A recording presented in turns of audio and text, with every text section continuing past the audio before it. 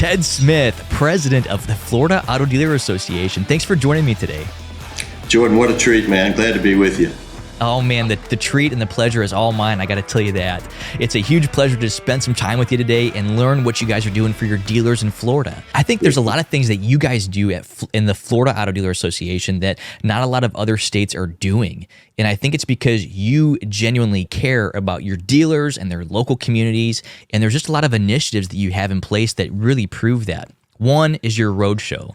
So tell us a little bit about that and why you chose to go to the dealers in your great state.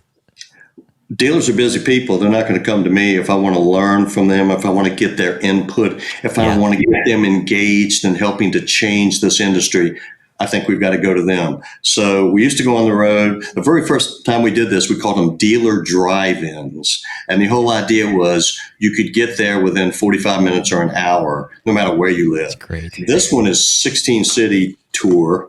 So we're getting much closer than that. We're doing them everywhere. And the attendance has been phenomenal. We're talking about things that they care about, which is great. Yeah, and I can imagine there are times where you go to the dealers with your roadshow, and this might be the first time they're engaging with you, or this is the first time that they're engaging deeper with you. So I can only imagine after doing this and traveling to them that you've had so much more positive interaction. It's fantastic because we can't lead an industry of this size with a rearview mirror. By the way, we can't lead without having really good contact with our members. Listen, I'm not a retail guy. I depend on my retail folks to to tell me things that help us improve the climate for our dealers, but really for our customers of our dealers as well. Yeah, that's right, because it's really the consumers and the people that buy cars, they service cars, that are really keeping the dealers in business. And you're right, you have to be able to take care of them and really make sure legislation makes sense for those consumers. One of the other recent things you guys did, which is a really cool initiative, is your Hall of Fame that you created last year, where now you get to honor more dealers throughout the year, which, first off, huge props to you guys. Rita Case, Rick Case Auto Group for being Time Dealer of the Year. But you're right, that's one time a year. And now you guys get to do that and honor more people within Florida. So tell us a little bit about that, Ted. I'm so excited about the Hall of Fame because it gives an opportunity to really showcase what dealers do in their local communities. So while the time thing is cool nationally, I wanted to show what a robust contribution is being made by dealers in small towns, big towns. We recognized 15 people last November. We had a big red carpet, black tie thing in a really nice hotel in Orlando. It was so much fun. It was like going to the Academy Awards, but the dealers were the stars. We inducted 10 posthumously and 5 living dealers. And how exciting to bring those people in, bring their families in, and then spread that word all around Florida about the contributions of our members.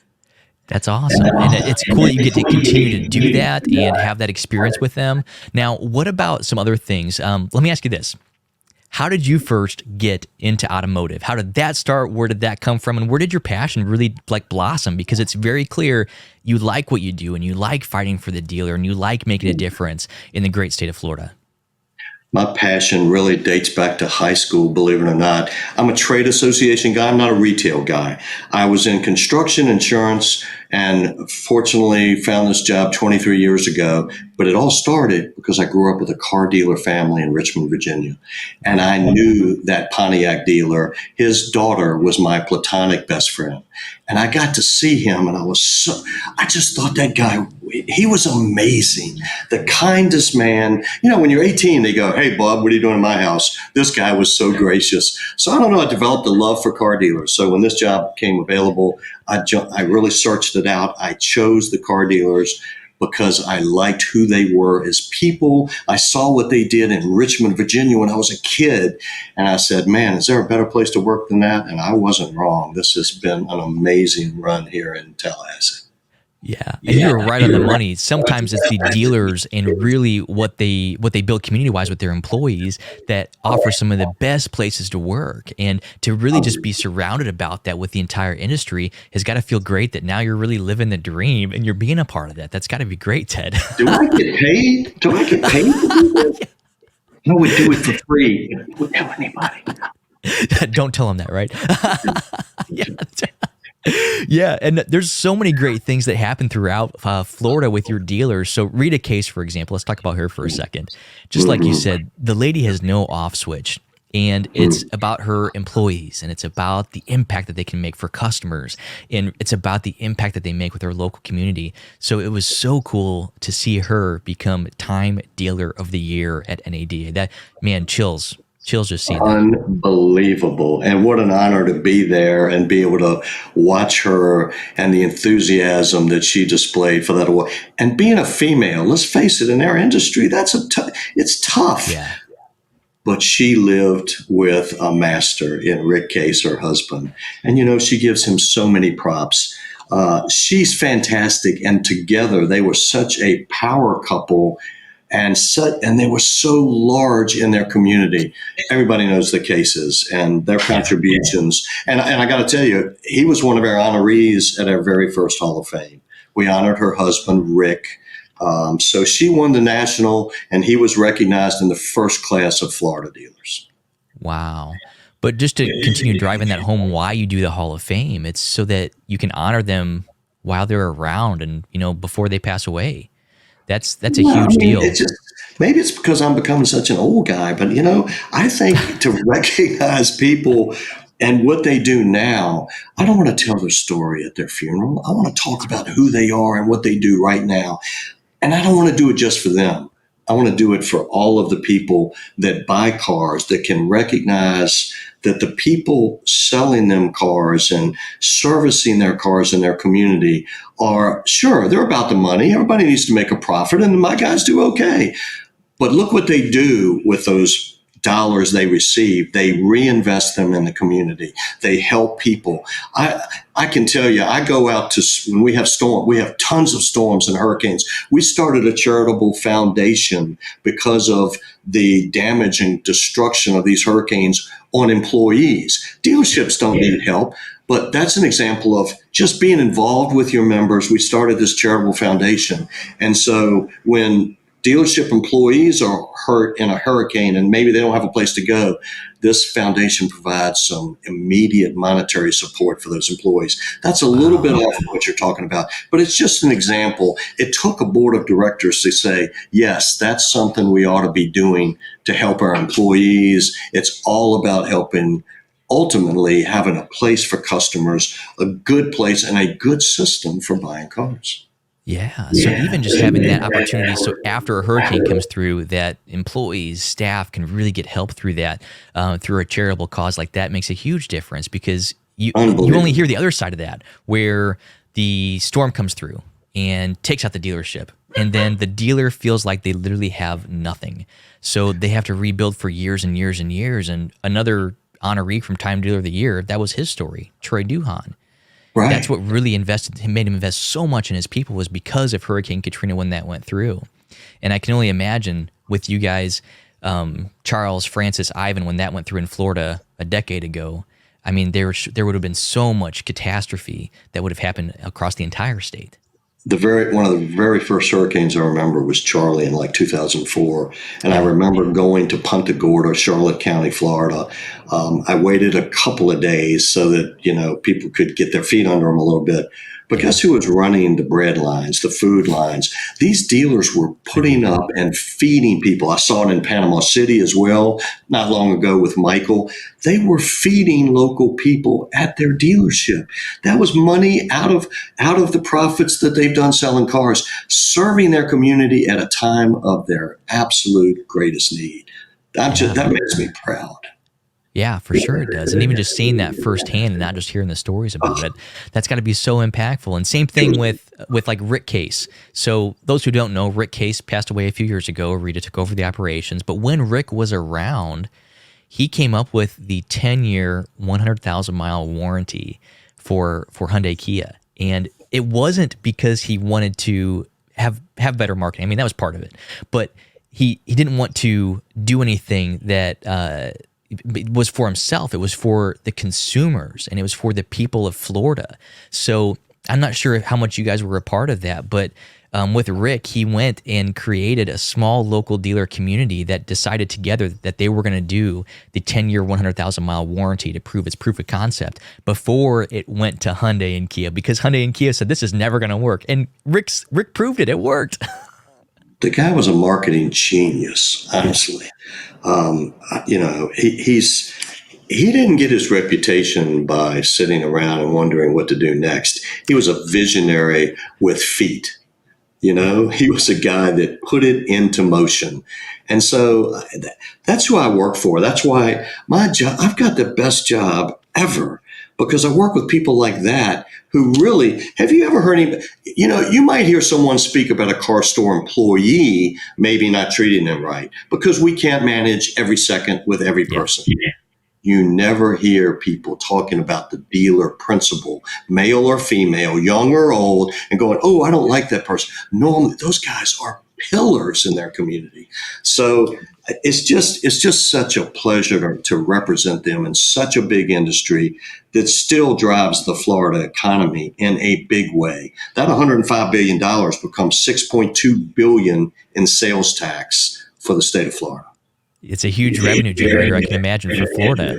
One of the other things you're able to do is really fight for the consumer so that an OEM can't come in and go direct to them in a bad way for the consumer. So there's been a lot of things you guys have been working on between last year and this year to not necessarily protect the dealer, but really to protect the consumer and what's the best for the consumer, which is dealers and why they're around, so that they can be there for their local community. What are some things you guys are working on this year?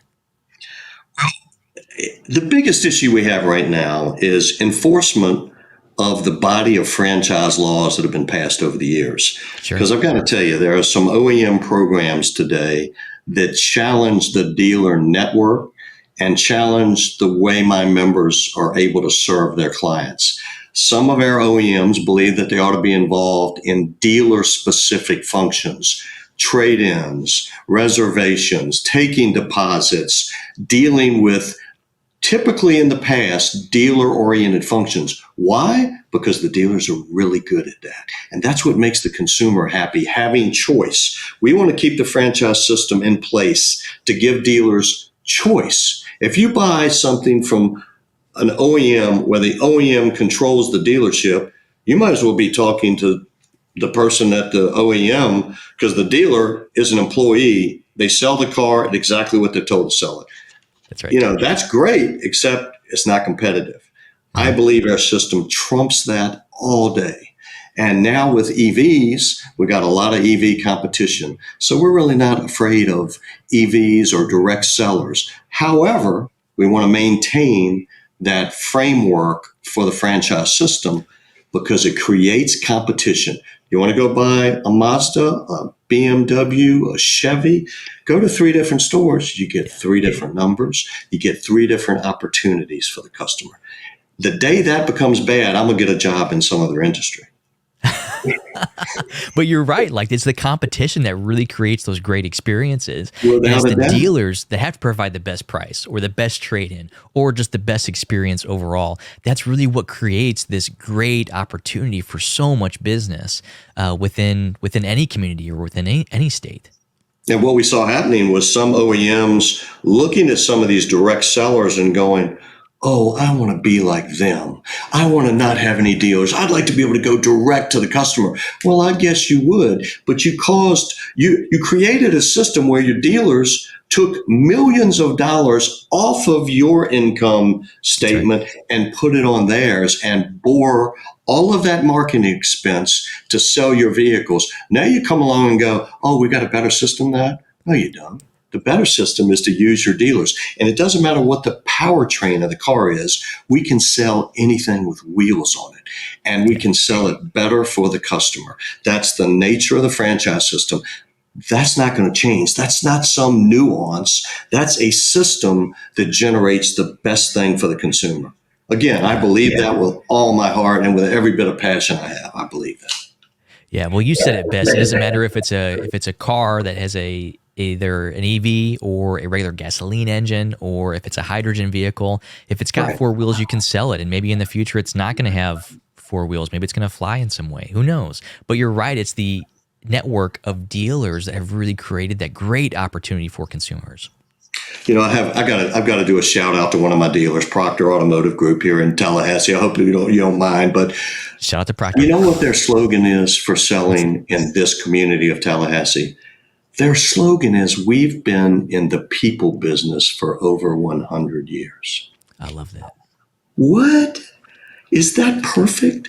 It's so, it explains the whole system and how it works. I love it. I just love it. Man, that's great. Well, speaking of shout outs, I heard you had something nice to say about ASOTU. Listen, a picture, in this case, a video. Make sure we get a screenshot of this. There we go. It's worth a lot. I love what you guys are doing. You're painting a new face on the automotive business. You're understanding the challenges of this industry, and you're saying to dealers, take a ride with us, and we're gonna show this product and this system you have off in a different way. And we're going to show how you're responding to the digital marketplace. And we don't need the OEM to do that. The dealer's doing that and doing that significantly. So props to you guys. I love it. Well, props to you. It doesn't look good, but you look good in a flat bill. It looks great on you. It looks great on you. Oh, my word. Well, Ted, this has been a ton of fun to spend some time with you today, talk about the great things happening in Florida, and really just the passion that drives you in your great organization. So, Ted, thank you so much for joining us today.